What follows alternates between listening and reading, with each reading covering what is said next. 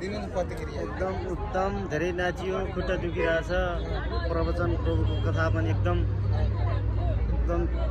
Strong आफू भएको शक्ति यति सक्दैन। मलाई आज फर्स्ट टाइम धेरै राम्रो लाग्यो, धेरै रमाइलो। फर्स्ट टाइम धेरै राम्रो लाग्यो। नेक्स्ट टाइम आउने कि नआउने? कहिले अब आउने सन्डे आउने कि नआउने? आउने कता हुन्छ? रेकर्ड छ नि यस सिन्धुमा यहाँ तपाईँ कहाँ बर्दुबे हो नि? तपाईँको नम्बर दिनु, म फोन गर्छु नि फेरि। हुन्छ दिनुहोस्। हुन्छ भन्नुमै दिनु।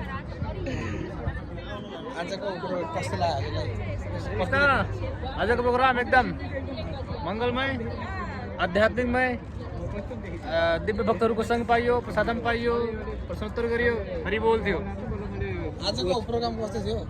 हरे कृष्ण। आजको प्रोग्राम कस्तो थियो? एकदम रमाइलो, एकदम आनन्दमय प्रोग्राम थियो प्रभु आजको। एकदम सौहार्दपूर्ण, एकदम राम्रो, एकदम आनन्द र उल्लासले आजको दिन बित्यो। आज प्रभुले यस्तो राम्रो कथा भन्नुभयो, जुन कथा चाहिँ हामीले सुनेपछि यस्तो स्मरण जिन्दगीभरि रहोस्, ताकि यो जिन्दगी सधैँभरि उहाँकै नाममा समर्पण गरौँ, यानि कि भगवान्को नाममा समर्पण गरौँ जस्तै लागेको छ।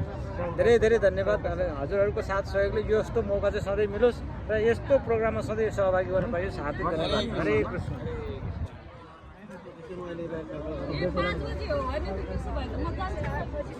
आजको प्रोग्राम कस्तो लाग्यो यसो भनिदिनु त?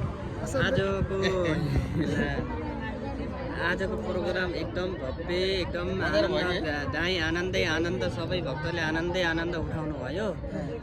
नेपालदेखि चाहिँ विशेष अतिथि आउनुभएको थियो, सरदाय कृपालु गौर सुन्दर प्रभुजी। धेरै सबैले आनन्द उठाउनु भयो, अनगिन्ती के त्यसमा चाहिँ अमूल्य भन्नुपर्छ। त्यस्तो आनन्द चाहिँ फेरि पाउन गाह्रो हुन्छ। दुवै परदेशमा रहेर पनि हामी नेपालीहरूले विशेष लाभ लियो, त्यही नै हो। हरे कृष्ण। आज एकदमै आनन्द भयो, शारजाको, अबुधाबीको अनि दुबईको साथसाथमा र हिन्दू जागरणको साथै सबै भक्तहरूलाई भेट्न पाइयो र एकदमै खुसी लाग्यो। र हाम्रो नेपालबाट आउनुभएको थियो कृपालु प्रभु, उहाँसँग भेट्न पाइयो, आशीर्वाद लिन पाइयो, उहाँबाट प्रसाद लिन पाइयो। त्यसमा धेरै धेरै खुसी लाग्यो। हरे कृष्ण, हरि बोल।